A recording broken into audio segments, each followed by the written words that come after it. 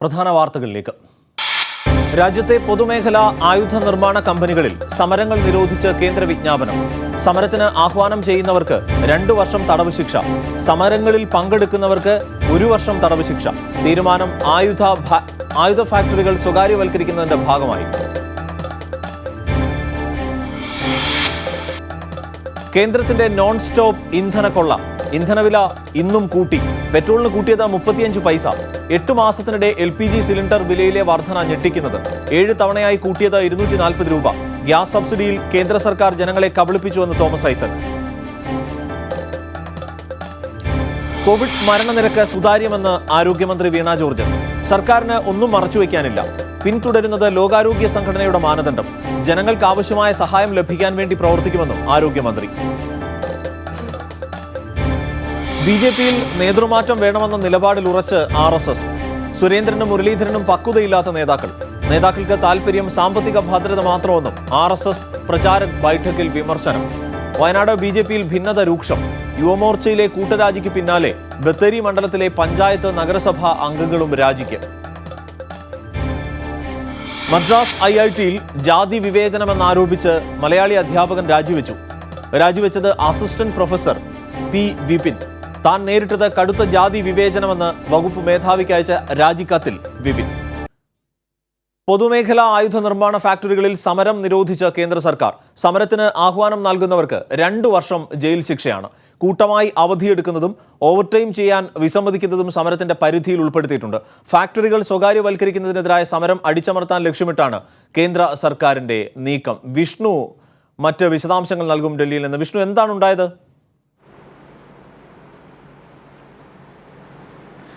അരുൺ, കഴിഞ്ഞ 2019 രാജ്യത്തെ ഓർഡിനൻസ് ഫാക്ടറികൾ സ്വകാര്യവൽക്കരിക്കാനായിട്ടൊരു തീരുമാനം കേന്ദ്ര സർക്കാർ കൈക്കൊള്ളുന്നത്. പക്ഷേ അതിനെതിരെ വലിയ തരത്തിലുള്ള പ്രതിഷേധം, സമരങ്ങളൊക്കെ തന്നെ ഉയർന്നു വന്നിരുന്നു. കാരണം നിലവിൽ 41 ഓർഡിനൻസ് ഫാക്ടറികളുണ്ട്. അപ്പോൾ ഇതിനെയൊക്കെ തന്നെ സ്വകാര്യവൽക്കരിച്ചുകൊണ്ട് 7 കമ്പനികളാക്കാനായിട്ടാണ് കേന്ദ്ര സർക്കാർ ഒരു തീരുമാനം കൈക്കൊണ്ടത്. ഈ വരുന്ന മൺസൂൺ സെഷനിൽ ഇത് സംബന്ധിച്ച് കൊണ്ടുള്ള ബില്ല് പാസ്സാക്കാനായിട്ട് കേന്ദ്ര സർക്കാർ ഇപ്പോൾ ഒരു തീരുമാനവും കൈക്കൊണ്ടിട്ടുണ്ട്. അപ്പോൾ ഇതിൻ്റെയൊക്കെ ഒരു പശ്ചാത്തലത്തിൽ അതിശക്തമായിട്ടുള്ള സമരവുമായിട്ടാണ് ഇവിടുത്തെ ജീവനക്കാർ മുന്നോട്ട് പോകുന്നത്. ഈ വരുന്ന 26-ാം തീയതി മുതൽ ഒരു അനിശ്ചിതകാല സമരം ആഹ്വാനം ചെയ്തിട്ടുണ്ട്. ഇപ്പോൾ ഇത്തരത്തിലൊരു സമരം കൂടി ആഹ്വാനം ചെയ്ത പശ്ചാത്തലത്തിലാണ് ഈ ഓർഡിനൻസ് ഫാക്ടറികളിലെ സമരങ്ങൾ നിരോധിച്ചുകൊണ്ട് കേന്ദ്ര സർക്കാർ ഒരു വിജ്ഞാപനം പുറത്തിറക്കിയിരിക്കുന്നത്. ഈ വിജ്ഞാപനത്തിൽ കൃത്യമായി തന്നെ ചൂണ്ടിക്കാട്ടുന്നത് ഒരു തരത്തിലുമുള്ള സമരങ്ങൾ അനുവദിക്കാൻ കഴിയുകയില്ല. കാരണം ഈ ഓർഡിനൻസ് ഫാക്ടറികൾ എന്ന് പറയുമ്പോൾ രാജ്യത്തിന് വേണ്ടുന്ന ആയുധങ്ങൾ നിർമ്മിക്കുക, അതോടൊപ്പം തന്നെ ഇവിടുത്തെ ഒരു സുരക്ഷയുടെ അല്ലെങ്കിൽ പ്രതിരോധ മേഖലയുടെ അവിഭാജ്യ ഘടകമാണ്. അതുകൊണ്ട് അവിടെ ഇത്തരം സമരങ്ങളൊന്നും തന്നെ അനുവദിക്കാൻ കഴിയുകയില്ല എന്നതാണ് വിജ്ഞാപനത്തിൽ കേന്ദ്ര സർക്കാർ ചൂണ്ടിക്കാട്ടുന്നത്. അതോടൊപ്പം തന്നെ കൃത്യമായി തന്നെ പറയുന്നത്, ഇവിടെ ഏതെങ്കിലും തലത്തിലുള്ള സമരത്തിന് ആഹ്വാനം ചെയ്തു കഴിഞ്ഞാൽ ഈ സമരത്തിന് നേതൃത്വം നൽകുന്നവർക്ക് 2 വർഷം വരെ ജയിൽ ശിക്ഷ ലഭിക്കുമെന്ന് പറയുന്നുണ്ട്. അതോടൊപ്പം സമരത്തിൽ പങ്കെടുക്കുന്നവർക്ക് 1 വർഷം വരെ. AK പത്മനാഭൻ അദ്ദേഹം കൂടി ടെലിഫോൺ ലൈനിലുണ്ട്. ശ്രീ AK പത്മനാഭൻ, ഈ 80,000-ഓളം പേർ ആയുധ ഫാക്ടറികളിൽ യഥാർത്ഥത്തിൽ ജോലി എടുക്കുന്നുണ്ട് എന്നത് വേണം ഒരു കണക്കനുസരിച്ച് മനസ്സിലാക്കാൻ. അവിടെ ദേശസുരക്ഷ സ്വകാര്യ കരങ്ങളിലേക്ക് പോകുന്നതിനെതിരെയാണ് സമരം ചെയ്തത്. അപ്പോൾ ആ സമരത്തെ കൂടിയാണ് കൂച്ചുവിലങ്ങുന്നത്, അടിച്ചമർത്തുന്നത്. എങ്ങനെയാണ് കാണേണ്ടത് ഇതിനെ? അല്ല, ഇത് ഈ സർക്കാരിന്റെ തൊഴിലാളി വിരുദ്ധ നയങ്ങളുടെ ഒരു തുടർച്ചയാണ്. സ്വകാര്യവൽക്കരണമെന്ന സർക്കാരിന്റെ നയങ്ങളുടെയും തുടർച്ചയാണ്. അത് ഇന്ത്യയിലെ വിവിധ മേഖലകളിൽ ഇന്ന് നടക്കുന്ന സ്വകാര്യവൽക്കരണത്തിന്റെ ഭാഗമായാണ് ആയുധ നിർമ്മാണത്തിനായിട്ടുള്ള ഓർഡിനൻസ് ഫാക്ടറി ബോർഡിന്റെ നേതൃത്വത്തിലുള്ള 41 കമ്പനികളെ കോർപ്പറേറ്റൈസ് ചെയ്യാൻ 7 കമ്പനികളായി വിഭജിക്കാനാണ് തീരുമാനിച്ചിരിക്കുന്നത്. ഈ തീരുമാനത്തിനെതിരായി ഇന്ത്യ ഒട്ടാകെ ഉള്ള തൊഴിലാളികൾ, അത് 80,000-ൽ കൂടുതലാണ്. അത് 4 ലക്ഷത്തോളം തൊഴിലാളികൾ എല്ലാം കൂടി വരും, തൊഴിലാളികൾ എല്ലാവരും. അപ്പൊ 5 ഫെഡറേഷനുകൾ അവിടെ ഉണ്ട്. 3 ഫെഡറേഷനുകൾ അംഗീകൃത ഫെഡറേഷനുകളാണ്. ഈ 3 ഫെഡറേഷനുകളുടെ കൂടെ ബാക്കിയുള്ള സംഘടനകളും ചേർന്ന് 26-ാം തീയതി മുതൽ പണിമുടക്കാനുള്ള തീരുമാനമാണ് എടുത്തിരിക്കുന്നത്. ആ തീരുമാനം പ്രഖ്യാപിച്ച ഉടനെ തന്നെ ഇക്കഴിഞ്ഞ 30-ന് പ്രസിഡന്റ് ഓർഡിനൻസ് ഇറക്കാം. ഈ ഓർഡിനൻസ് പ്രകാരം 1 കൊല്ലം തൊഴിലാളിക്ക് 1 കൊല്ലം വരെ ജയിൽ പിഴ, അതുപോലെ സമരത്തിന് പ്രേരിപ്പിക്കുന്നവർക്ക് 2 കൊല്ലം. ഇതൊക്കെ പഴയ എസ്മയുടെയും മറ്റു പല കരി നിയമങ്ങളുടെയും ഒരു തുടർച്ചയാണ്. അതെ, അത് തന്നെയാണ് ഇതിൽ പ്രധാനമായി ഇവർ ഉന്നയിക്കുന്ന ഒരു വാദം. പൊതു താല്പര്യം, രാജ്യസുരക്ഷ, ക്രമസമാധാനം, ധാർമ്മികത തുടങ്ങിയൊക്കെ മുൻനിർത്തി അവശ്യ സേവന രംഗത്തെ സമരം തടയാമെന്നാണ്.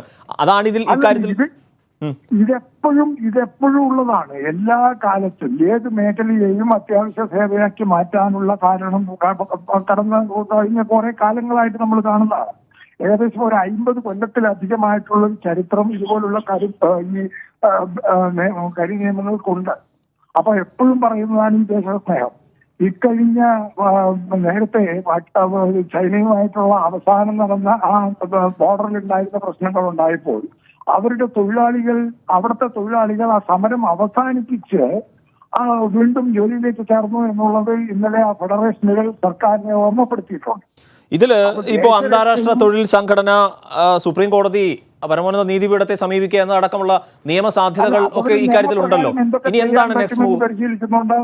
ILOയിലേക്ക് ഒരു കംപ്ലൈന്റ് അയക്കുക. അതൊക്കെ അതിനപ്പുറത്ത് ഇന്ത്യയിലെ എല്ലാ ട്രേഡ് യൂണിയനുകളും ചേർന്ന് ഇതിനെതിരായി ശക്തമായി ശബ്ദമുയർത്തുകയും ഈ തൊഴിലാളികളോട് ഐക്യം പ്രഖ്യാപിച്ചുകൊണ്ട് അവരോടൊപ്പം നിൽക്കുകയും ചെയ്യേണ്ടതുണ്ട്.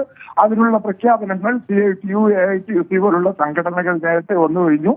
ഇത് BMS ഉൾപ്പെടെയുള്ള സംഘടന ഈ സമരത്തിൽ പങ്കെടുക്കുന്നുണ്ട് എന്നുള്ളതും നാം ഓർക്കേണ്ടതുണ്ട്. INTUCയുടെ നേതൃത്വത്തിലുള്ള ഫെഡറേഷൻ, BMSന്റെ നേതൃത്വത്തിലുള്ള ഫെഡറേഷൻ, AITUC, CITU, HMS സംഘടനകൾ പ്രവർത്തിക്കുന്ന ഒരു ഫെഡറേഷൻ, അതുപോലെ തന്നെ മറ്റു 2 ഫെഡറേഷനുകൾ, വിവിധ അസോസിയേഷനുകൾ, ഇന്ത്യയിലെ കേന്ദ്ര ട്രേഡ് യൂണിയനുകളെല്ലാം അവർക്ക് അനുകൂലമായി നിൽക്കുന്നു. അപ്പൊ ഈ സർക്കാരിനെ സംബന്ധിച്ചിടത്തോളം അവരുടെ സ്വകാര്യവൽക്കരണം എന്നുള്ള തുടർച്ചയായിട്ടുള്ള നയത്തിന് എതിരായി ഇന്ത്യയിലെ തൊഴിലാളികൾ നടത്തുന്ന സമരത്തിന്റെ ഒരു ഭാഗമായി മാറുകയാണ് ഈ ഡിഫൻസ് മേഖലയിലെ ഉൽപാദന തൊഴിലാളികളുടെ ഈ സമരം. യെസ്, വളരെ നന്ദി ശ്രീ കെ പത്മനാഭൻ ഈ ഘട്ടത്തിൽ പ്രതികരിച്ചതിന്. വിഷ്ണു, ഇതിപ്പോൾ ഈ ദേശസുരക്ഷയുമായി ബന്ധപ്പെട്ട മറ്റു കാര്യങ്ങൾ കൂടിയാണ്. യഥാർത്ഥത്തിൽ ഈ തൊഴിലാളികൾ ഉന്നയിച്ചതിൻ്റെ കാതലായ ഒരു ആവശ്യവും അതായിരുന്നു. ദേശസുരക്ഷയുമായി ബന്ധപ്പെട്ട മറ്റു കാര്യങ്ങൾ സ്വകാര്യ കമ്പനികൾക്ക് നൽകുകയാണ്, മറ്റുള്ളവർക്ക് കൊടുക്കുകയാണ് എന്നുള്ളതാണ്. അപ്പോൾ ഇക്കാര്യങ്ങളടക്കം നേരത്തെ ഉന്നയിച്ചുകൊണ്ട് പണിമുടക്ക് പ്രഖ്യാപിക്കുക എന്ന നേരത്തെ തന്നെ അവർ പ്രഖ്യാപിക്കുകയും ഒക്കെ ചെയ്തിരുന്നൊരു സാഹചര്യമാണ്. അപ്പോൾ ഇതിനെ എങ്ങനെയാണ് കേന്ദ്രം ന്യായീകരിക്കുന്നത്?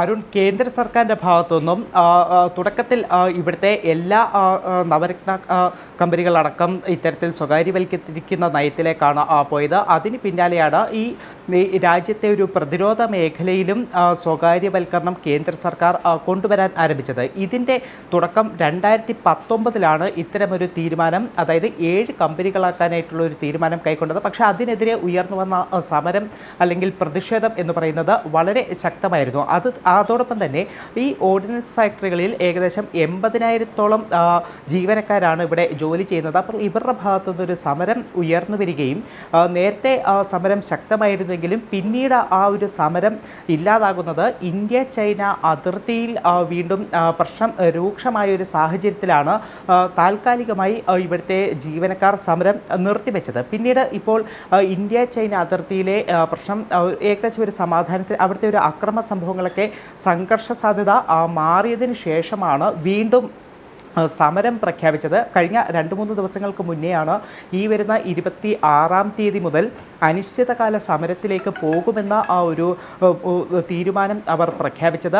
ഈ തീരുമാനം പുറത്തു വന്നതോടുകൂടിയാണ് ഇപ്പോൾ കേന്ദ്ര സർക്കാർ ശക്തമായിട്ടുള്ള നടപടിയുമായി മുന്നോട്ട് പോകുന്നത്. പ്രത്യേകിച്ച് ഈ സമരം നടത്തുമ്പോൾ കൃത്യമായി തന്നെ ഉദ്യോഗസ്ഥരടക്കം ജീവനക്കാരടക്കം ചൂണ്ടിക്കാട്ടുന്നത് ഇത്തരത്തിൽ ആയുധങ്ങൾ നിർമ്മിക്കുന്നതാണ് ഈ ഓർഡിനൻസ് ഫാക്ടറികൾ, അതായത് രാജ്യസുരക്ഷയുടെ രാജ്യസുരക്ഷയുടെ ഒരു അവിഭാജ്യ ഘടകമാണ്. അപ്പോൾ ഈ രാജ്യസുരക്ഷയെ ബാധിക്കുന്നതാണ് ഈ സ്വകാര്യവൽക്കരണ നയം. അതുകൊണ്ട് അത് അംഗീകരിക്കാൻ കഴിയുകയില്ല എന്ന് തന്നെയാണ് ജീവനക്കാർ കൃത്യമായി ചൂണ്ടിക്കാട്ടുന്നത്. പക്ഷേ അവിടെയും കേന്ദ്ര സർക്കാർ അവരുടെ നിലപാട് വ്യക്തമാക്കി കഴിഞ്ഞിരിക്കുകയാണ്. അതായത് പ്രതിരോധ മേഖലയായാൽ പോലും കേന്ദ്ര സർക്കാർ സ്വകാര്യവൽക്കരണ നയവുമായി തന്നെ മുന്നോട്ട് പോകത്തുള്ളൂ. ഇപ്പോൾ നിലവിൽ പ്രഖ്യാപിച്ചിരിക്കുന്ന അല്ലെങ്കിൽ കേന്ദ്ര സർക്കാരിൻ്റെ ഭാഗത്തുനിന്ന് വന്നിരിക്കുന്ന തീരുമാനം എന്ന് പറയുന്നത് ഏകദേശം അടിയന്തരാവസ്ഥ കാലത്തിന് തുല്യമായതാണ്. കാരണം അടിയന്തരാവസ്ഥ കാലത്തൊക്കെയാണ് ഇത്തരത്തിൽ ഉദ്യോഗസ്ഥർ സമരത്തിലേക്ക് പോയി കഴിഞ്ഞാൽ അവരെ ജയിലിലടയ്ക്കുക എന്നുള്ള തീരുമാനങ്ങളൊക്കെ ഉണ്ടായിരുന്നത്. അതിന് സമാനമായിട്ടുള്ള തീരുമാനം തന്നെയാണ് ഇപ്പോൾ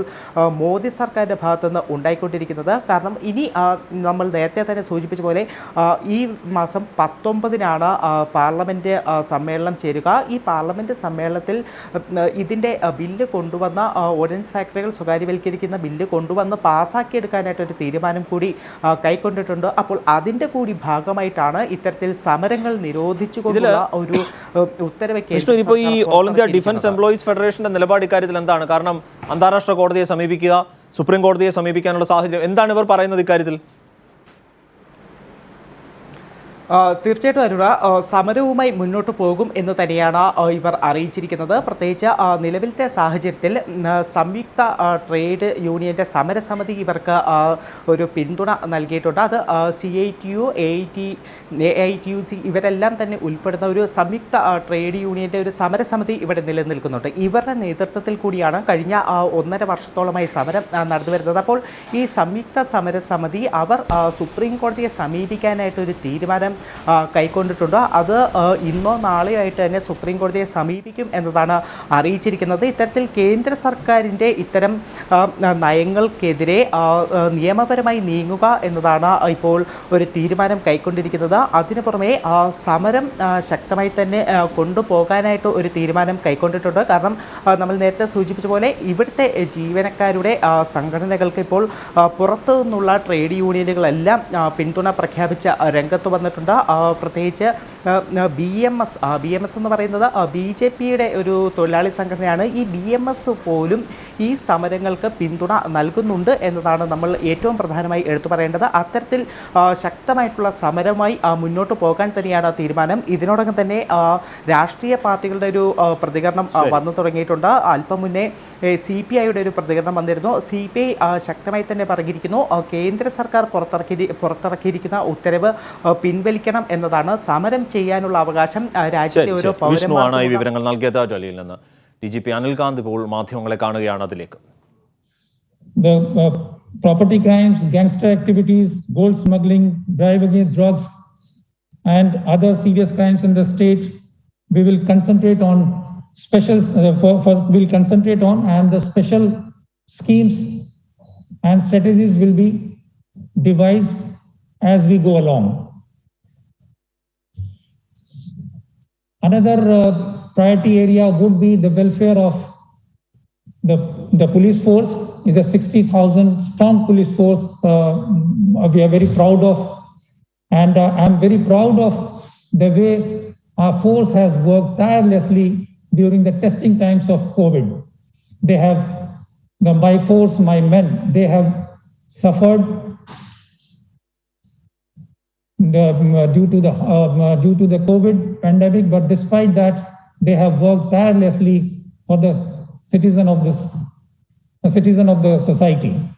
So their welfare, their medical insurance schemes, and other welfare activities would be another area that would like to impress upon.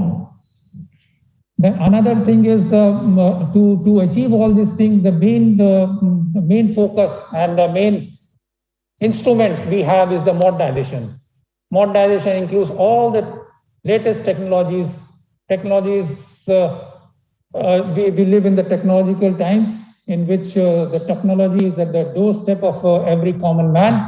So modernizing the police force, which the process which has been going on over the years, and with the government support, we have had modernized our police force. But whatever the new technology will keep coming for people-friendly policing, will continue to integrate and forward further. Of late, drones is another emerging threat, which may pose very serious security threat to the citizens. So we are aware of that, and we have taken note of it. We are starting a drone research lab and a drone forensic lab. We also aim to develop an anti-drone system using our volunteers, our Cyberdome, and other experts in this field. So, dear friends, I have just taken over charge. I have been familiarizing with all my team and various units of the police force. So, I sincerely expect cooperation from the media in carrying out our discharge duties. Thank you very much. Dear friends, I request my dear friends to put forward any questions you have, please. Before that, please introduce yourself and your media also. Sir, good morning. My name is Arun from Kalagaumudi. Yes, please. Yes, firstly, I congratulate for you. Yes. Hello. Yeah, thank you. I'm hearing you. I can hear you. Yes. Yes. Sir, how to protect your police health insurance policy? How to...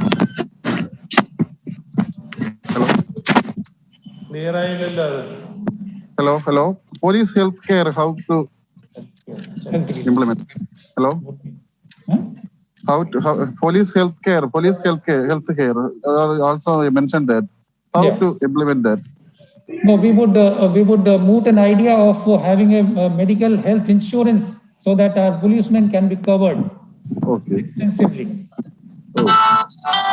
സൈനിക police മേധാവിയായി ചുമതല ഏറ്റെടുത്തതിന് ശേഷമുള്ള അദ്ദേഹത്തിൻ്റെ ആദ്യ വാർത്താ സമ്മേളനം ഒന്നുകൂടിയാണ് ഇത്. വ്യോമപാതയിലും സൈനിക മേഖലയിലും നിരോധിത ഡ്രോണുകൾ പറക്കുന്നത് അടക്കമുള്ള ഗൗരവമായ സുരക്ഷാ ഇഷ്യൂ അടക്കമുള്ള കാര്യങ്ങളുണ്ട്.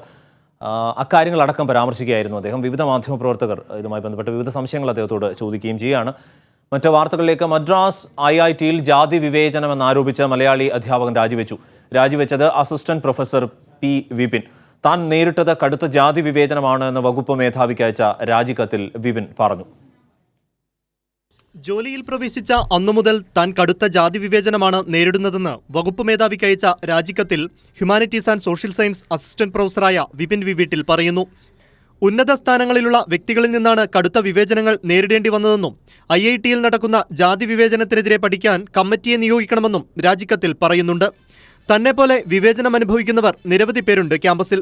SC ST OBC വിഭാഗങ്ങളിൽ നിന്നുള്ളവർക്കാണ് കൂടുതൽ പ്രതിസന്ധികൾ അനുഭവിക്കേണ്ടി വരുന്നത്. അവരെല്ലാം ഇക്കാര്യത്തിൽ പരാതിയുമായി മുന്നോട്ട് വരണമെന്നും വിപിൻ ആവശ്യപ്പെടുന്നു. ജാതി വിവേചനവുമായി ബന്ധപ്പെട്ട് മുൻപും മദ്രാസ് IITയിൽ നിന്നും നിരവധി പരാതികൾ ഉയർന്നിരുന്നു. 2019 അധ്യാപകരുടെയും മാനേജ്മെന്റിന്റെയും മതപരമായ വിവേചനങ്ങളുടെ പേരിൽ മലയാളി വിദ്യാർത്ഥിനിയായ ഫാത്തിമ ലത്തീഫ് ആത്മഹത്യ ചെയ്യുന്നത്. ഈ കേസിൽ CBI അന്വേഷണം പുരോഗമിക്കുന്നതിനിടെയാണ് ജാതി വിവേചനത്തിന്റെ പേരിൽ അധ്യാപകന്റെ രാജി. അതേസമയം ഉന്നത വിദ്യാഭ്യാസ സ്ഥാപനങ്ങളിൽ നിലനിൽക്കുന്ന സവർണ മേധാവിത്വം ഒറ്റപ്പെട്ട സംഭവമല്ലെന്നും ദളിത് വിദ്യാർത്ഥികൾക്ക് അവകാശമുള്ള സീറ്റുകളിൽ പോലും പ്രവേശനം നിഷേധിക്കുന്ന രീതിയാണ് നിലവിലുള്ളതെന്നും K. സോമപ്രസാദ് MP പ്രതികരിച്ചു. മദ്രാസ് IIT ഉൾപ്പെടെ നമ്മുടെ രാജ്യത്തെ ഉന്നത വിദ്യാഭ്യാസ കേന്ദ്രങ്ങൾ വലിയ എക്സലൻസിന്റെ കേന്ദ്രം എന്ന് പറയുന്നത് സെന്റർ ഓഫ് എക്സലൻസ് എന്നുള്ള നിലയിൽ അറിയപ്പെടുന്ന കേന്ദ്രങ്ങൾ ജാതി വിവേചനത്തിന്റെയും സെന്റർ തന്നെയാണ്. അഡ്മിഷൻ കൊടുക്കുന്നില്ല. പട്ടിക വിഭാഗത്തിൽപ്പെട്ട വിദ്യാർത്ഥികൾക്കും പട്ടികവർഗ വിഭാഗത്തിൽപ്പെട്ട വിദ്യാർത്ഥികൾക്കും OBC പോസ്റ്റ് ഗ്രാജുവേഷനും അതോടൊപ്പം തന്നെ ഡോക്ടറൽ പോസ്റ്റ് ഡോക്ടറൽ ഡിഗ്രി ആ സീറ്റുകളിലേക്ക് അഡ്മിഷൻ തന്നെ കൊടുക്കുന്നില്ല. ഇതിനിടെ മദ്രാസ് IITയിൽ നിന്നും പാതി കത്തിക്കരഞ്ഞ നിലയിൽ എറണാകുളം സ്വദേശിയായ അധ്യാപകന്റെ മൃതദേഹം കണ്ടെത്തി. പ്രൊജക്ട് കോർഡിനേറ്ററായ ഉണ്ണികൃഷ്ണൻ നായരുടെ മൃതദേഹമാണ് IIT ക്യാമ്പസിനുള്ളിലെ ഹോക്കി ഗ്രൗണ്ടിന് സമീപത്തു നിന്നും കണ്ടെടുത്തത്. കടുത്ത മാനസിക സമ്മർദ്ദം മൂലം ജീവനൊടുക്കുകയാണെന്ന ആത്മഹത്യാക്കുറിപ്പും ഉണ്ണികൃഷ്ണൻ നായരുടെ താമസ സ്ഥലത്തു നിന്നും പോലീസ് കണ്ടെടുത്തു. News desk Kairali news.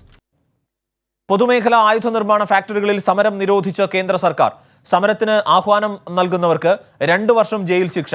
കൂട്ടമായി അവധിയെടുക്കുന്നതും ഓവർടൈം ചെയ്യാൻ വിസമ്മതിക്കുന്നതും സമരത്തിന്റെ പരിധിയിൽ ഉൾപ്പെടുത്തി.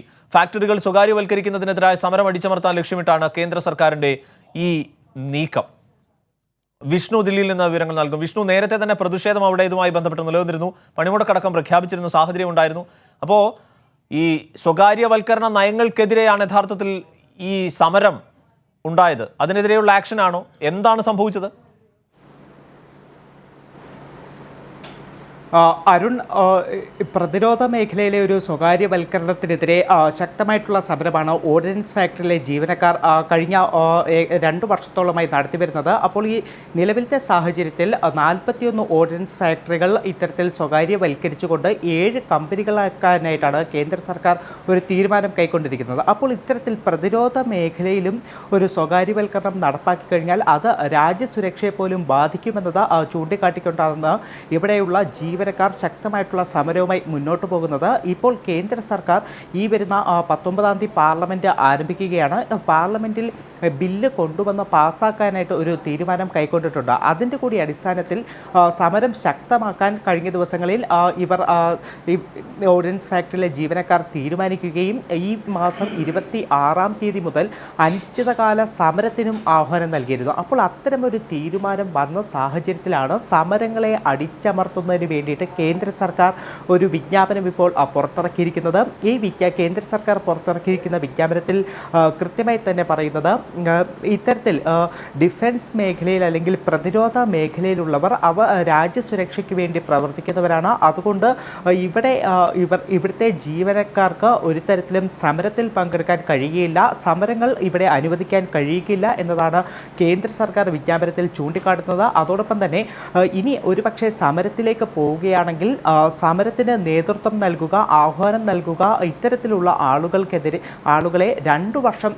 ജയിൽ ശിക്ഷ ലഭിക്കും. അതോടൊപ്പം തന്നെ സമരത്തിൽ പങ്കെടുക്കുന്നവർക്ക് 1 വർഷം ജയിൽ ശിക്ഷ ലഭിക്കും.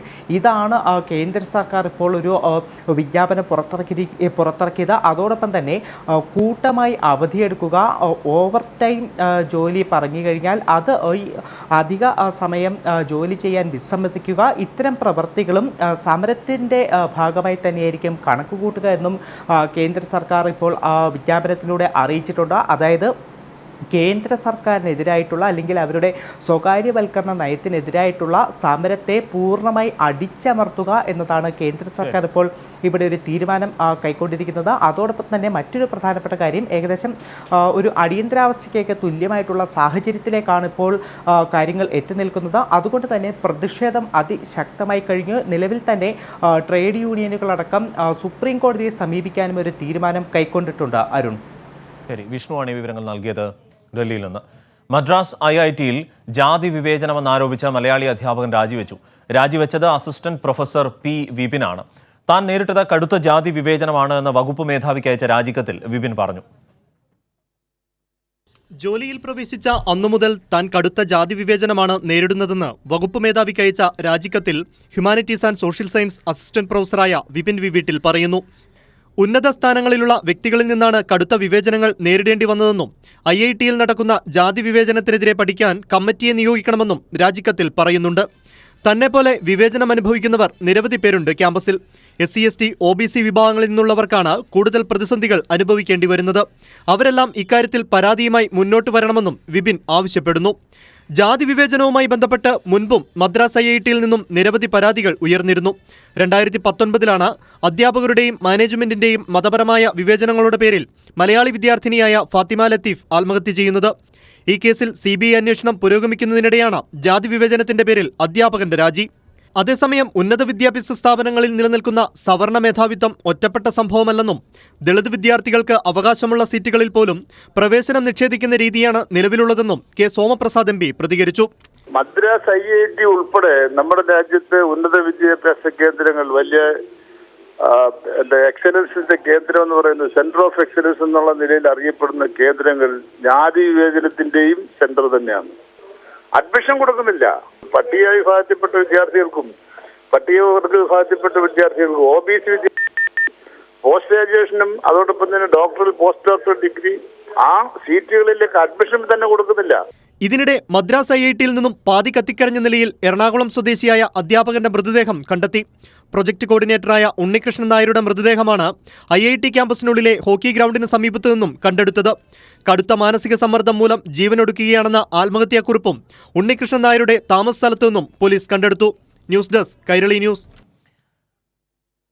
നോൺ സ്റ്റോപ്പ് ഇന്ധനക്കൊള്ള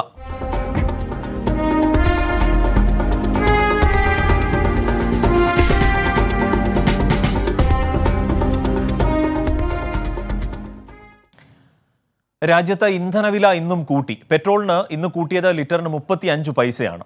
ഡീസൽ വിലയിൽ മാറ്റമില്ല. തിരുവനന്തപുരത്ത് 101 രൂപ 14 പൈസയായി. കൊച്ചിയിൽ പെട്രോളിന് 99 രൂപ 26 പൈസയുമായി. കഴിഞ്ഞ മാസം മാത്രം രാജ്യത്ത് ഇന്ധനവില വർദ്ധിപ്പിച്ചത് 17 തവണയാണ്. ഇന്നലെ അടുക്കളകളെ പൊളിച്ചുവെങ്കിൽ ഇന്ന് വീണ്ടും ഇന്ധനവില വർധനവിലാണ് കേന്ദ്രം കൈവച്ചിരിക്കുന്നത്. പെട്രോളിന് ഇന്ന് കൂട്ടിയത് ലിറ്ററിന് 35 പൈസയാണ്. തിരുവനന്തപുരത്ത് സെഞ്ചുറി കടന്ന് 101 രൂപ 14 പൈസയും കൊച്ചിയിൽ പെട്രോളിന് 99 രൂപ 26 പൈസയുമായി. കഴിഞ്ഞ മാസം മാത്രം രാജ്യത്ത് ഇന്ധനവില വർദ്ധിപ്പിച്ചത് 17 തവണയാണ്. വില വർധനവിനെതിരെ സംസ്ഥാനത്ത് ശക്തമായ പ്രതിഷേധ സമരങ്ങളാണ് ഉയർന്നുവരുന്നത്. ഈ ഘട്ടത്തിലും ഇതൊന്നും കണ്ടില്ലെന്ന് നടിക്കുകയാണ് കേന്ദ്ര സർക്കാർ. എന്നാൽ ചില വിചിത്ര പരിഹാര മാർഗങ്ങൾ നിർദ്ദേശിക്കാനാണ് BJP നേതാക്കൾക്ക് ഇപ്പോഴും താൽപര്യം. വികസനം കൊണ്ടുവരാനാണ് ഇത്തരത്തിലുള്ള വില വർധനവ് ഉപകരിക്കുകയെന്ന് കേന്ദ്ര പെട്രോളിയം മന്ത്രി ധർമ്മേന്ദ്ര പ്രധാന്റെ വാദം. ഇന്ധനവില വർധനയിൽ നിന്നുള്ള പണം പാവപ്പെട്ടവരുടെ ക്ഷേമത്തിനായി ഉപയോഗിക്കുന്നുവെന്നാണ് വിലക്കയറ്റത്തെ ന്യായീകരിച്ചുകൊണ്ട് മധ്യപ്രദേശ് ഊർജ്ജമന്ത്രി പ്രദ്മാൻ സിംഗ് തോമറുടെ പ്രസ്താവന. 5 സംസ്ഥാനങ്ങളിലെ തെരഞ്ഞെടുപ്പ് പ്രക്രിയ ആരംഭിച്ചതു മുതൽ എണ്ണ കമ്പനികൾ ഇന്ധനവില കൂട്ടിയിരുന്നില്ല. എന്നാൽ ഫലപ്രഖ്യാപനം വന്നതോടെ വീണ്ടും വില വർധന തുടങ്ങിയത് കേന്ദ്രത്തിന്റെ ഇരട്ടത്താപ്പ് മുഖം ഒരിക്കൽ കൂടി വ്യക്തമാക്കുകയാണ്. News desk Kairali news. കഴിഞ്ഞ 8 മാസത്തിനിടെ മാത്രം പാചകവാതകത്തിലുണ്ടായ വിലവർധനവ് ഞെട്ടിക്കുന്നതാണ്. 8 മാസത്തിനിടെ 7 തവണയായി 240 രൂപയാണ് വില കൂട്ടിയത്. 2020 നവംബർ 30-ന് ഗാർഹിക ഉപയോഗത്തിനുള്ള സിലിണ്ടറിന്റെ വില 594 രൂപയായിരുന്നു. ഡിസംബർ 1-ന് ഇത് 50 രൂപ വർദ്ധിപ്പിച്ച് 644 രൂപയാക്കി. ഒരു മാസം പിന്നിട്ടപ്പോഴേക്കും വീണ്ടും 50 രൂപ വർദ്ധിപ്പിച്ച് സിലിണ്ടർ വില 694-ൽ എത്തിച്ചു. 34 ദിവസങ്ങൾക്ക് ശേഷം 25 രൂപ വീണ്ടും കൂട്ടി. അങ്ങനെ ഫെബ്രുവരി മാസം വില 700 കടന്നു. 2 ആഴ്ച പോലും വേണ്ടി വന്നില്ല അടുത്ത വില വർധനവിന്. ഫെബ്രുവരി 15-ന് 50 രൂപ വീണ്ടും കൂട്ടി 769 രൂപയാക്കി സിലിണ്ടർ വില. 15 ദിവസത്തിന്റെ ഇടവേളയ്ക്കപ്പുറം മാർച്ച് 1-ന് വില 819 ആയി. 5ഇടങ്ങളിൽ തെരഞ്ഞെടുപ്പ് പ്രഖ്യാപിച്ചതായിരുന്നു ജനത്തിന് ലഭിച്ച ഇടക്കാലാശ്വാസം.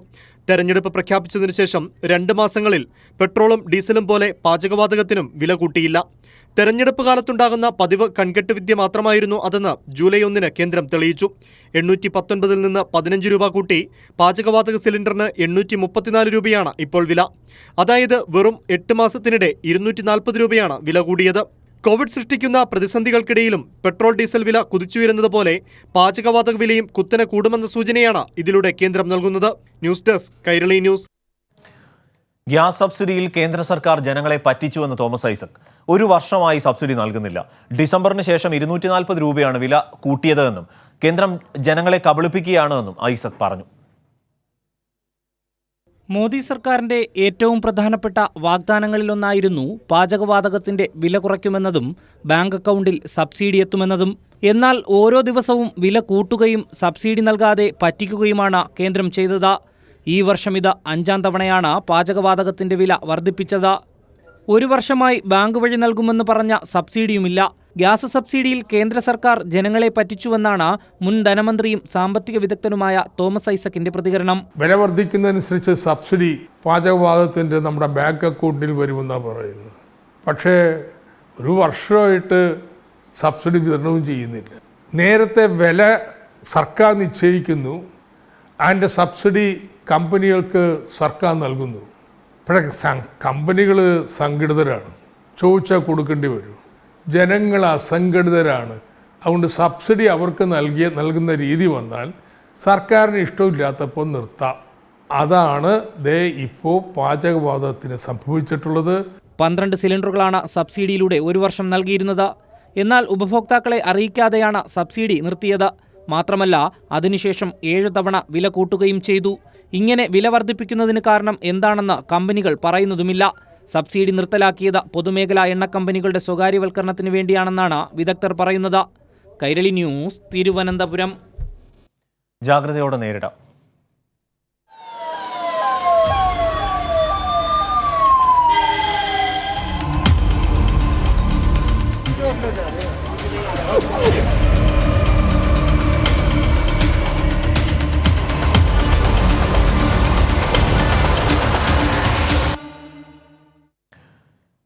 കോവിഡ് മരണത്തിൽ ജനങ്ങൾക്ക് പരമാവധി സഹായം ലഭിക്കാൻ വേണ്ടി പ്രവർത്തിക്കുമെന്ന് ആരോഗ്യമന്ത്രി വീണ ജോർജ്.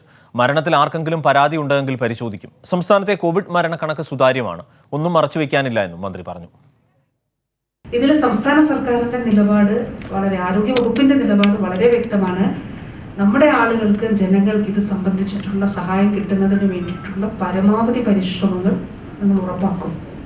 അതിനുവേണ്ടി ഏത് രീതിയിലാണ് ചെയ്യാൻ കഴിയുക എന്നുള്ളത് സംബന്ധിച്ച് പരമാവധി ഇടപെടൽ അതിലുണ്ടാകും. ഇപ്പോൾ ഏതെങ്കിലും കേസസ് ഈ കോവിഡ് ഡെത്തായി കോവിഡ് അല്ലാതെ പോയിട്ടുണ്ടെങ്കിൽ, ആ പരാതി ഉണ്ടെങ്കിൽ നിശ്ചയമായിട്ടും ആ ഇൻഡിവിജ്വൽ കേസസ് നമ്മൾ പരിശോധിച്ച് അതിൽ പരിഹാരം കാണുന്നതാണ്. മരണങ്ങളൊക്കെ തന്നെ ഏത് ഡെത്താണെന്ന് നിശ്ചയിച്ചത് ഈ ഗൈഡ് ലൈൻസിന്റെ അടിസ്ഥാനത്തിലാണ്. അപ്പോൾ ഈ ഗൈഡ് ലൈൻസിൽ മാറ്റം വരണം എന്നുള്ളതാണെങ്കിൽ, അങ്ങനെ കേന്ദ്ര ആരോഗ്യ മന്ത്രാലയത്തിന് ഇതിൽ മാറ്റം വരുത്തണമെന്നാണെങ്കിൽ നമ്മളത് ഓപ്പണാണ്, അത് മാറ്റം വരും. ശ്രീജ മറ്റു വിശദാംശങ്ങൾ നൽകും. ഷീജ, ഇതിൽ ഏറ്റവും പ്രധാനം ഇപ്പോൾ കോവിഡ് മരണ കണക്കുമായി ബന്ധപ്പെട്ടാണല്ലോ പ്രതിപക്ഷം അടക്കം ഇക്കാര്യത്തിൽ ചില ആരോപണങ്ങൾ ഉന്നയിച്ചൊരു സാഹചര്യമുണ്ട്. മിനിസ്റ്റർ എന്താണ് പറയുന്നത്? അരുൺ, ഇതിൽ പ്രധാനമായും ആരോഗ്യമന്ത്രി പറയുന്നത് ചികിത്സിക്കുന്ന ഡോക്ടർ തന്നെയാണ് രോഗിയുടേത് കോവിഡ് മരണം ആണോ എന്നത് സംസ്ഥാനത്ത് സ്ഥിരീകരിക്കുന്നത്. ഇത് കൃത്യമായ രീതിയിൽ ഓരോ ആശുപത്രിയിലും ഇത് സംബന്ധിച്ചുള്ള കണക്കുകളുണ്ട്. അതുകൊണ്ട് ഈ ആശുപത്രികളിലെ കണക്ക് അത് ജില്ലാതലത്തിൽ ക്രോഡീകരിച്ച് സംസ്ഥാന തലത്തിലേക്ക് കൈമാറുന്നു. അതാണ് ആരോഗ്യ വകുപ്പ് ഓരോ ദിവസവും പ്രഖ്യാപിക്കുന്ന കണക്ക് എന്നുള്ള കാര്യവും വീണ ജോർജ് വ്യക്തമാക്കുന്നുണ്ട്. അതുകൊണ്ട് കോവിഡ് മരണത്തിന്റെ കണക്കിൽ സംസ്ഥാനത്തിന് മറച്ചുവെക്കാനായി ഒന്നുമില്ല, എല്ലാം സുതാര്യമാണ് എന്നുള്ളതാണ് ആരോഗ്യമന്ത്രി പറഞ്ഞത്. ലോകാരോഗ്യ സംഘടനയുടെ മാനദണ്ഡം അനുസരിച്ചാണ് കേരളം ഈ കോവിഡ് മരണങ്ങൾ സ്ഥിരീകരിക്കുന്നത്. അത് തന്നെയാണ് ICMR സംസ്ഥാനങ്ങൾക്ക് നൽകിയിട്ടുള്ള നിർദ്ദേശം. അതുകൊണ്ട് ഈ മാനദണ്ഡത്തിൽ ഇപ്പോൾ ഒരു മാറ്റം വരുത്താൻ അതിന് കേരളത്തിന് സാധിക്കുകയില്ല എന്നുള്ള കാര്യം തന്നെയാണ് ആരോഗ്യമന്ത്രി ചൂണ്ടിക്കാട്ടിയത്. പക്ഷേ ഈ മരണവുമായി ബന്ധപ്പെട്ട് ആർക്കെങ്കിലും എന്തെങ്കിലും ആക്ഷേപമുണ്ടെങ്കിൽ അവർക്ക് പരാതിയായി ഉന്നയിക്കാവുന്നതാണ്. അവയെല്ലാം തന്നെ കൃത്യമായ രീതിയിൽ പരിശോധിക്കും. ഒരു തരത്തിലും കോവിഡ് മരണത്തിൽ ജനങ്ങൾക്ക് ലഭിക്കേണ്ട സഹായം അത് ഇല്ലാതാവുകയില്ല. പരമാവധി സഹായം അവർക്ക് ലഭിക്കാൻ വേണ്ടി തന്നെ സർക്കാർ പ്രവർത്തിക്കും എന്നുള്ള കാര്യവും ആരോഗ്യമന്ത്രി വ്യക്തമാക്കി. ഇതിന്റെ പരാതിയുമായി ബന്ധപ്പെട്ട ആർക്കും ഓഫീസുകൾ കയറിയിറങ്ങേണ്ട ഒരു സാഹചര്യം ഉണ്ടാകില്ല. സംസ്ഥാനത്ത് അത്തരത്തിലൊരു സാഹചര്യം നിലവിൽ ഇല്ല എന്നുള്ള കാര്യവും ആരോഗ്യമന്ത്രി വ്യക്തമാക്കുകയും ചെയ്തു. ശരി, ശ്രീജ തിരുവനന്തപുരത്ത് നിന്ന് വിവരങ്ങൾ നൽകിയത്. ഇടവേള.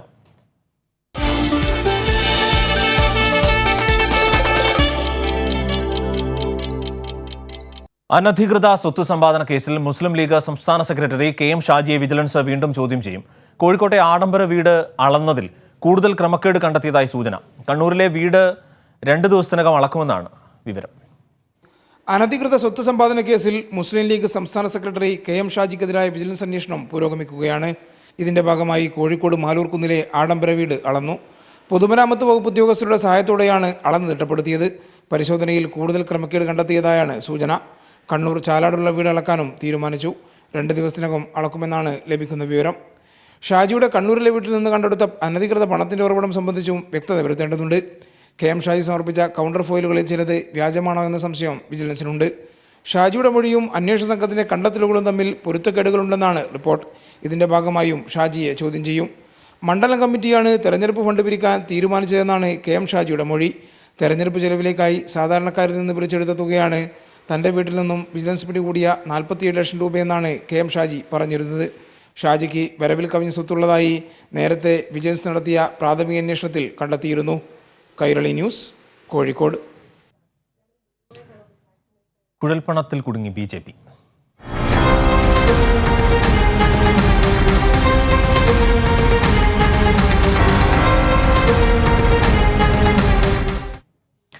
BJPയിൽ നേതൃമാറ്റം വേണമെന്ന് RSS. സുരേന്ദ്രനും മുരളീധരനും പക്വതയില്ലാത്ത നേതാക്കളാണ് എന്നും വിമർശനം. സാമ്പത്തിക ഭദ്രത ഉറപ്പുവരുത്തൽ മാത്രമാണ് നേതാക്കളുടെ ലക്ഷ്യം. കഴിവുള്ള നേതാക്കളെ വ്യക്തിവൈരാഗ്യം മൂലം പാർട്ടിയിൽ നിന്ന് പുകച്ച് പുറത്തു ചാടിക്കുകയാണ്. പരിചയസമ്പത്തും രാഷ്ട്രീയ പക്വതയുമുള്ള പുതിയ നേതൃത്വത്തിന് ചുമതല നൽകണമെന്നും കൊച്ചിയിൽ നടക്കുന്ന RSS പ്രചാരക് ബൈഠക്കിൽ ആവശ്യമുയർന്നു. കൊച്ചിയിൽ നടക്കുന്ന RSS പ്രചാരക് ബൈഠക്കിൽ BJP സംസ്ഥാന നേതൃത്വത്തിനെതിരെ രൂക്ഷ വിമർശനങ്ങളാണ് ഉയർന്നത്. നിലവിലെ നേതൃത്വം മാറാതെ പാർട്ടി രക്ഷപ്പെടില്ലെന്ന് പ്രമുഖ RSS നേതാക്കൾ പറഞ്ഞു. കഴിഞ്ഞ തലമുറ പരിവാർ പ്രവർത്തകരുടെ അധ്വാനവും ത്യാഗവും ഈ തലമുറയിലെ സംസ്ഥാന നേതൃത്വം ഇല്ലാതാക്കിയെന്നും സാമ്പത്തിക ഭദ്രത ഉറപ്പിക്കാനാണ് നേതൃത്വം ശ്രമിക്കുന്നതെന്നും വിമർശനമുയർന്നു. സാമ്പത്തിക സുരക്ഷിതത്വം ഉറപ്പാക്കാൻ പ്രവർത്തിച്ച് പ്രസ്ഥാനത്തിന്റെ അസ്തിത്വം ഇല്ലാതെയാക്കി. K. സുരേന്ദ്രന്റെയും V. മുരളീധരന്റെയും പക്വതയില്ലാത്ത നിലപാടുകളാണ് പാർട്ടിയെ ഇന്നത്തെ പ്രതിസന്ധിയിലേക്ക് എത്തിച്ചത്. പരിചയസമ്പന്നരെ ഒഴിവാക്കി പുതുതലമുറയെ കൊണ്ടുവന്നത് പാർട്ടിക്ക് ദോഷം ചെയ്തു. കഴിവുള്ള നേതാക്കളെ വ്യക്തിവൈരാഗ്യം മൂലം പാർട്ടിയിൽ നിന്ന് പുകച്ച് പുറത്തു ചാടിക്കാൻ ശ്രമിച്ചതും തിരിച്ചടിയായി. ഈ നേതൃത്വം മാറി പരിചയസമ്പത്തും രാഷ്ട്രീയ പക്വതയുമുള്ള പുതിയ നേതൃത്വത്തിന് ചുമതല നൽകണമെന്നും നേതാക്കൾ ആവശ്യപ്പെട്ടു. ചില നേതാക്കളെ പ്രീതിപ്പെടുത്തുന്നതുകൊണ്ടാണ് ചിലർക്ക് അനർഹമായ പദവികൾ വന്നു ചേരുന്നതെന്നും ഇത് സംഘടനയ്ക്ക് വലിയ ദോഷമാണെന്നും കണ്ണൂരിൽ നിന്നുള്ള ഒരു മുതിർന്ന നേതാവ് കുറ്റപ്പെടുത്തി. കോഴ ആരോപണം നേരിടുന്ന BJP സംഘടനാ ജനറൽ സെക്രട്ടറി M. ഗണേശനെ തിരിച്ചു വിളിക്കണമെന്നും ആവശ്യമുയർന്നു. പ്രാന്ത സംഘചാലക് അഡ്വക്കേറ്റ് KK ബൽറാം, പ്രാന്ത കാര്യവാഹക് PN ഈശ്വരൻ ഉൾപ്പെടെയുള്ള നേതാക്കൾ യോഗത്തിൽ പങ്കെടുത്തു. PV കുട്ടൻ, കോഴിക്കോട്. യുവമോർച്ച കമ്മിറ്റികൾ ഒന്നാകെ രാജിവെച്ചതിന് പിന്നാലെ BJPയിൽ നിന്ന് കൂട്ടരാജി തുടങ്ങി. ബത്തേരി മണ്ഡലത്തിലെ 4 കമ്മിറ്റികളുടെ പ്രസിഡന്റുമാർ രാജ്യസന്നദ്ധത അറിയിച്ച് മണ്ഡലം പ്രസിഡന്റിന് കത്ത് നൽകി. കോഴ വിവാദത്തിൽ പുകയുന്ന BJPയിലെ ആഭ്യന്തര കലകം ഇതോടെ വൻ പൊട്ടിത്തെറിയിലേക്ക് നീങ്ങുകയാണ്. BJP ബത്തേരി നഗരസഭാ president KN Sajikumar, Noolpuzha panchayat general secretary PK Preman, Ambalavayal panchayat president NP Anil, Cheeral president Subramanian എന്നിവരാണ് രാജിക്കത്ത് നൽകിയത്. ജില്ലയിലെ പല പഞ്ചായത്ത് കമ്മിറ്റികളും നേതൃത്വത്തെ രാജ്യസന്നദ്ധത അറിയിച്ചിട്ടുണ്ട്. നേതാക്കളുടെ വഴിവിട്ട സാമ്പത്തിക ഇടപാടുകളിലും ഏകപക്ഷീയ നടപടികളിലും പ്രതിഷേധിച്ചാണ് രാജിയെന്നാണ് പുറത്തുപോകുന്നവർ പറയുന്നത്. ജില്ലാ ജനറൽ സെക്രട്ടറി പ്രശാന്ത് മലവയൽ, മേഖലാ സെക്രട്ടറി K. സദാനന്ദൻ എന്നിവർക്കെതിരെ നടപടി ഒരു വിഭാഗം ആവശ്യപ്പെടുന്നു. യുവമോർച്ച പ്രസിഡന്റ് ദീപു പുത്തൻപുരയിൽ, മണ്ഡലം പ്രസിഡന്റ് MN ലളിൽകുമാർ എന്നിവരെ സംഘടനയിൽ നിന്നും പുറത്താക്കിയതോടെ തുടരുന്ന രാജികളിൽ ഇടപെടാൻ പോലുമാവാതെ കുഴയുകയാണ് സംസ്ഥാന നേതൃത്വം. തെറ്റു ചെയ്തവരെയാണ് നേതൃത്വം സംരക്ഷിക്കുന്നതെന്ന് ബത്തേരി നഗരസഭ BJP പ്രസിഡന്റ് സജികുമാർ പറഞ്ഞു. സമയത്ത് പ്രശാന്ത് മലവേലിനും K. സദാനന്ദനുമെതിരെ യുവമോർച്ച നേതാക്കൾ ഉന്നയിച്ച അതേ ആരോപണങ്ങൾ, സാമ്പത്തിക ആരോപണങ്ങൾ നമ്മളും സംഘടനാ സെക്രട്ടറിയോട് സൂചിപ്പിച്ചിരുന്നതാണ്. എന്നാൽ തെറ്റ് ചൂണ്ടിക്കാണിച്ചവരെ പാർട്ടിയിൽ നിന്ന് പുറത്താക്കുകയും തെറ്റ് ചെയ്തവരെ പാർട്ടിയിൽ നിലനിർത്തിക്കൊണ്ടുള്ള സംഘടനയുടെ മുന്നോട്ടുള്ള പോക്ക്, ഇതിൽ ഞങ്ങൾക്ക് കടുത്ത അമർഷവും പ്രതിഷേധവുമുണ്ട്. അതുകൊണ്ട് തന്നെ ഞാൻ മണ്ഡലം പ്രസിഡന്റിനെ വിളിച്ച് എൻ്റെ രാജ്യസന്നദ്ധത അറിയിച്ചിട്ടുണ്ട്. നാളത്തോടുകൂടി ഞാൻ പാർട്ടിയിൽ നിന്നും രാജിവെക്കാൻ തീരുമാനിച്ചിരിക്കുകയാണ്. യുവമോർച്ച ജില്ലാ പ്രസിഡന്റ് ഉൾപ്പെടെയുള്ള നേതാക്കളും 12 കമ്മിറ്റികളും കഴിഞ്ഞയാഴ്ച രാജിവെച്ചത് BJPക്ക് കനത്ത ആഘാതമായിരുന്നു. തെരഞ്ഞെടുപ്പിന് BJP ജില്ലയിൽ 1.25 കോടിയോളം രൂപ എത്തിച്ചെന്നാണ് പ്രവർത്തകർ പറയുന്നത്. ഇതിൽ 25 ലക്ഷം CK ജാനുവിന് പ്രശാന്ത് മലവയൽ ബത്തേരി മണിമല ഹോംസ്റ്റേയിൽ വെച്ച് നൽകിയെന്ന് JRP നേതാവ് പ്രസീത അഴീക്കോട് വെളിപ്പെടുത്തിയിരുന്നു. നേതൃത്വത്തെ രൂക്ഷമായി വിമർശിച്ചും പരിഹസിച്ചും പോസ്റ്റുകളും കമന്റുകളുമായി സോഷ്യൽ മീഡിയയിലും പോര് രൂക്ഷമാണ്. കൈരളി ന്യൂസ്, വയനാട്. ഇസ്ലാമാബാദിലെ ഇന്ത്യൻ ഹൈക്കമ്മീഷനുള്ളിൽ ഡ്രോൺ കണ്ടെത്തി.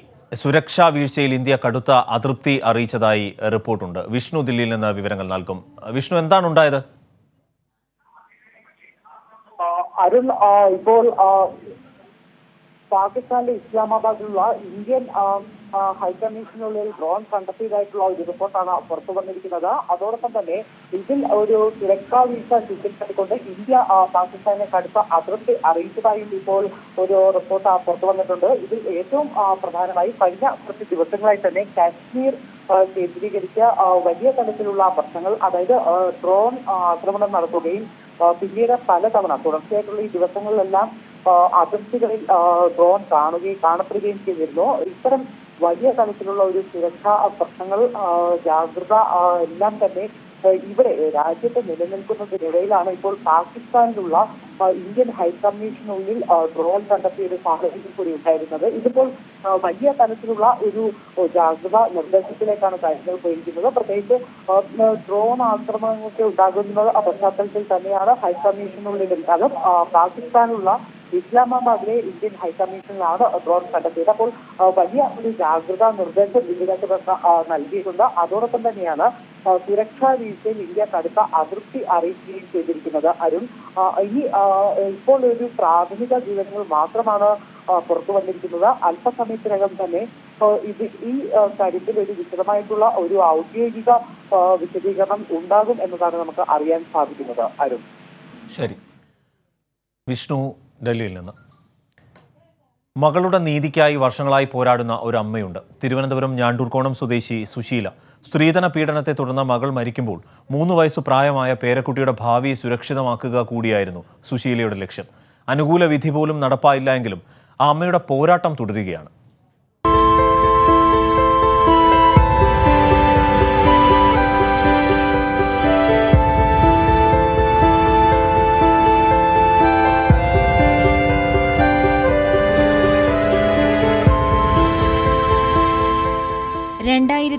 ഓഗസ്റ്റ് 9 സുശീലയ്ക്ക് ഇന്നും ജീവിതത്തിലെ കറുത്ത ദിനമാണ്.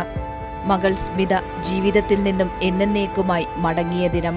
സ്ത്രീധനം എന്ന മലയാളി മനസ്സിനെ കാർന്നുതിരുന്ന മഹാരോഗത്തിന്റെ ഇര. 21-ാം വയസ്സിൽ 135 പവൻ സ്വർണവുമായി സ്മിതയെ അധ്യാപകനായ വട്ടപ്പാറ സ്വദേശി പത്മകുമാറിന് വിവാഹം ചെയ്തു നൽകുമ്പോൾ ഉണ്ടായിരുന്ന സ്വപ്നങ്ങൾ പൊലിഞ്ഞ ദിനം. എന്നാൽ ആ അമ്മ തകർന്നയിടത്ത് നിന്നും പോരാട്ടത്തിന് തുടക്കം കുറിച്ചു. മകളുടെ നീതിക്കായി. ഞാൻ ഒറ്റയ്ക്കാണ് പോയത്. എനിക്ക് കൂട്ടിനും ആരുമില്ല. ഞാൻ അതിന് വേണ്ടി അലഞ്ഞു നടന്നു. ഒരുപാട് അലഞ്ഞ്, ഒത്തിരി അലഞ്ഞു. 10.5 വർഷം നീതിയുടെ പിറകെ എങ്ങനെ നീതി കിട്ടണം എന്ന് കരുതിക്കൊണ്ട് തന്നെ ഞാൻ ഒരുപാട് അലഞ്ഞു, ശരിക്കും അലഞ്ഞിട്ടുണ്ടായിരുന്നു. 10 വർഷത്തിനൊടുവിൽ ആ പോരാട്ടം വിജയിച്ചു.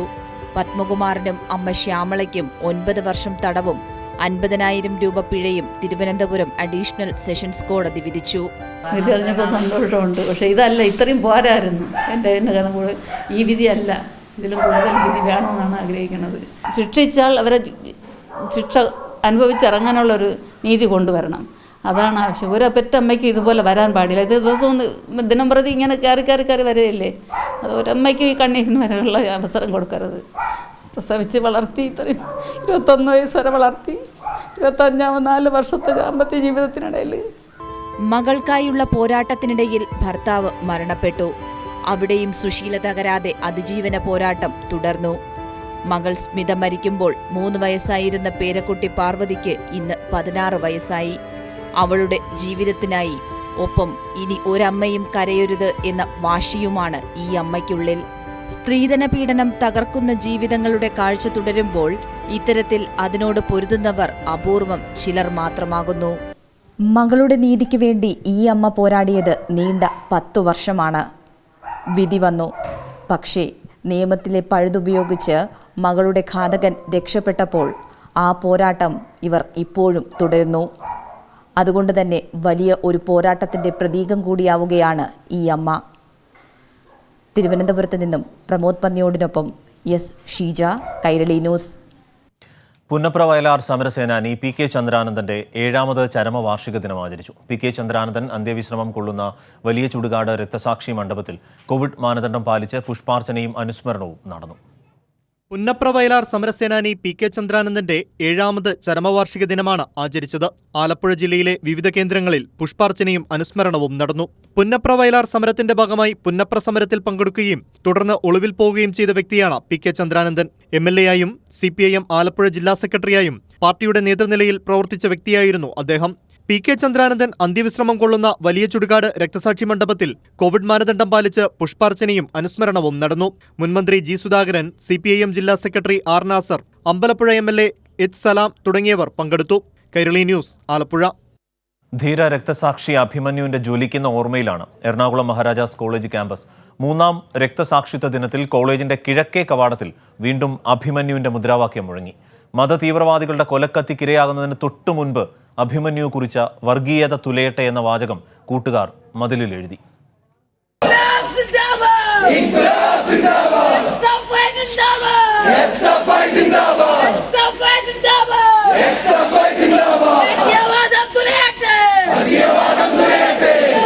മൂന്ന് വർഷം മുൻപ് അർദ്ധരാത്രിയിലാണ് മഹാരാജാസ് കോളേജിന്റെ പിറകുവശത്തെ കവാടത്തിന് സമീപം അഭിമന്യുവിനെ മതതീവ്രവാദികൾ കുത്തിവീഴ്ത്തിയത്. 3 വർഷത്തിനിപ്പുറവും അഭിമന്യുവിന് മരണമില്ലെന്ന് ഉറക്കെ പ്രഖ്യാപിച്ച് അവന്റെ സുഹൃത്തുക്കൾ മുദ്രാവാക്യം മുഴക്കി.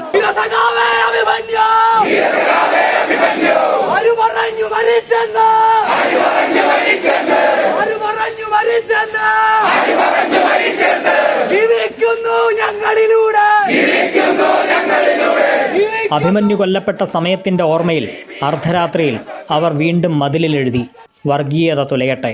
ഒപ്പം വർഗീയ വിരുദ്ധ സമരജ്വാലയും അവർ തെളിയിച്ചു.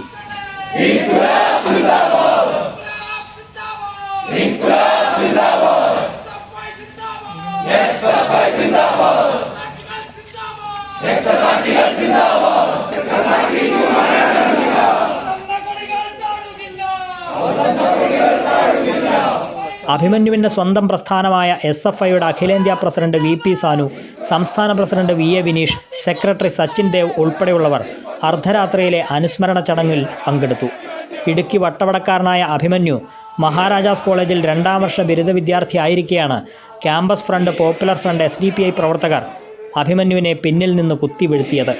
ക്യാമ്പസിലെ സജീവ SFI പ്രവർത്തകനായ അഭിമന്യു നവാഗതരെ വരവേൽക്കാനായി കോളേജ് ഗേറ്റിൽ വർഗീയത തുലയട്ടെ എന്ന മതിലെഴുത്തും ഒരുക്കങ്ങളും നടത്തുന്നതിനിടെയായിരുന്നു ആക്രമണം. അഭിമന്യുവിനെ കുത്തിയ പ്രധാന പ്രതി ഉൾപ്പെടെ 20 പേരെയും പോലീസ് പിടികൂടിയിരുന്നു. കേസിൽ വിചാരണ തുടരുകയാണ്. കൈരളി ന്യൂസ്, കൊച്ചി. ധീര രക്തസാക്ഷി അഭിമന്യുവിന്റെ സ്വപ്നങ്ങൾ ഓരോന്നായി യാഥാർത്ഥ്യമാകുകയാണ് സ്വന്തം പ്രസ്ഥാനമായ SFIയും അഭിമന്യുവിന്റെ സുഹൃത്തുക്കളും. കഴിഞ്ഞ ഡിസംബറിൽ മുഖ്യമന്ത്രി ഉദ്ഘാടനം ചെയ്ത കൊച്ചി കലൂരിലെ അഭിമന്യു സ്മാരകത്തിൽ പിന്നാക്ക വിഭാഗത്തിലെ കുട്ടികളെ താമസിപ്പിച്ച് പഠിപ്പിക്കാനൊരുങ്ങുകയാണ് അഭിമന്യു സ്മാരക ട്രസ്റ്റ്. ആദിവാസികളെ സമൂഹത്തിന്റെ മുഖ്യധാരയിലേക്ക് കൈപിടിച്ച് ഉയർത്തുക എന്ന അഭിമന്യുവിന്റെ സ്വപ്നം സാക്ഷാത്കരിക്കാൻ കലൂരിലെ അഭിമന്യു സ്മാരക മന്ദിരത്തിന് കഴിയുമെന്നാണ് പ്രതീക്ഷ. ഇടുക്കി ഹൈറേഞ്ചിലെ കൊച്ചു വീട്ടിൽ നിന്ന് ബിരുദ പഠനത്തിനായി കൊച്ചി മഹാരാജാസ് കോളേജിലെത്തിയ അഭിമന്യുവിന് ഉന്നത വിദ്യാഭ്യാസം നേടി മികച്ച ജോലി കരസ്ഥമാക്കുക എന്നത് മാത്രമായിരുന്നില്ല സ്വപ്നം. തൻ്റെ സഹജീവികളെ തന്നാൽ കഴിയുന്ന വിധം സഹായിക്കുക എന്നതും ആ SFIക്കാരൻ്റെ മോഹമായിരുന്നു. എന്നാൽ ആ മോഹം ലക്ഷ്യത്തിലെത്തും മുൻപേ അഭിമന്യു ഒരു കൂട്ടം മതഭ്രാന്തന്മാരുടെ കൊലക്കത്തിക്കിരയായി. യൗവനത്തിലേക്ക് എത്തും മുൻപേ ധീര രക്തസാക്ഷിയായ അഭിമന്യുവിൻ്റെ സ്വപ്നം സാക്ഷാത്കരിക്കുകയാണ് സ്വന്തം പ്രസ്ഥാനവും സുഹൃത്തുക്കളും. CPIM എറണാകുളം ജില്ലാ കമ്മിറ്റി പൊതുജനങ്ങളിൽ നിന്ന് സമാഹരിച്ച 2.25 കോടി രൂപ ചെലവഴിച്ച് കലൂരിലെ 6.5 സെന്റ് സ്ഥലത്ത് നിർമ്മിച്ച അഭിമന്യു സ്മാരക മന്ദിരത്തിലൂടെയാണ് പ്രിയ സഖാവിൻ്റെ സ്വപ്നങ്ങൾ യാഥാർത്ഥ്യമാക്കുന്നത്. പിന്നാക്ക വിഭാഗത്തിൽപ്പെടുന്ന തെരഞ്ഞെടുക്കപ്പെട്ട 30 വിദ്യാർത്ഥികൾക്ക് അഭിമന്യു സ്മാരകത്തിൽ താമസിച്ചു പഠിക്കാനുള്ള സൗകര്യമാണ് ഒരുക്കുന്നത്. വിദേശ സർവകലാശാലകളിലെ ഓൺലൈൻ കോഴ്സുകൾ, മത്സര പരീക്ഷാ പരിശീലനം, വ്യക്തിത്വ വികസന ക്ലാസുകൾ തുടങ്ങിയവയ്ക്കും ഇവിടെ അവസരമൊരുക്കും. കോവിഡ് നിയന്ത്രണങ്ങളിൽ ഇളവ് നൽകുമ്പോൾ ഈ പദ്ധതികൾ യാഥാർത്ഥ്യമാക്കാനാണ് തീരുമാനിച്ചിരിക്കുന്നതെന്ന് SFI എറണാകുളം ജില്ലാ സെക്രട്ടറി CS അമൽ പറഞ്ഞു. അഭിമന്യു പ്രദാനം ചെയ്യുന്ന ജനവിഭാഗമുണ്ട്. അതായത് ഏറ്റവും സാധാരണക്കാരായിട്ടുള്ള മനുഷ്യർക്ക് ഇവിടെ പഠനം നടത്താനും അതിൻ്റെ ഭാഗമായി ഉയർന്ന നിലവാരത്തിലുള്ള വിദ്യാഭ്യാസം ലഭിക്കുന്നതിന് വേണ്ടിയിട്ടുള്ള സംവിധാനമാക്കി ഇതിന് മാറ്റുക എന്നുള്ളതാണ് SFIയും അതുപോലെ തന്നെ പൊതുപ്രസ്ഥാനവും ആലോചിച്ചിട്ടുള്ളത്. ഈ പിന്നാക്ക വിഭാഗത്തിലുള്ള വിദ്യാർത്ഥികൾക്ക് 250 ഫോണുകൾ നമ്മുടെ ജില്ലയിൽ നിന്ന് പല ഭാഗത്തു നിന്ന് സമാഹരിച്ചിട്ടുള്ള മൊബൈൽ ഫോണുകൾ ഓൺലൈൻ പഠനത്തിന് സഹായിക്കുന്നതിന് വേണ്ടി SFIയുടെ നേതൃത്വത്തിൽ നമ്മൾ കൈമാറുകയാണ്. അതുപോലെ തന്നെ എല്ലാ കമ്മിറ്റികളും തന്നെ 25,000 വിദ്യാർത്ഥികൾക്കാണ് നമ്മൾ പഠനോപകരണങ്ങൾ ഇതിൻ്റെ ഭാഗമായി കൊടുത്തു കഴിഞ്ഞു. അങ്ങനെ വിവിധ പ്രവർത്തനങ്ങൾ നടന്നു വരുന്നു. ഊരുകളിൽ അഭിമന്യുവിൻ്റെ സ്മരണാർത്ഥം നിർമ്മിച്ച ലൈബ്രറികൾ കേന്ദ്രീകരിച്ച് കുട്ടികൾക്കായി പൊതുപഠന കേന്ദ്രം ഒരുക്കുന്നുണ്ട്. എല്ലാ മാസവും ആദ്യ വെള്ളിയാഴ്ച വിദ്യാർത്ഥികൾക്ക് വിവിധ വിഷയങ്ങളിൽ വെബിനാറും SFIയുടെ നേതൃത്വത്തിൽ സംഘടിപ്പിച്ചു വരുന്നുണ്ട്. കൈരളി ന്യൂസ്, കൊച്ചി.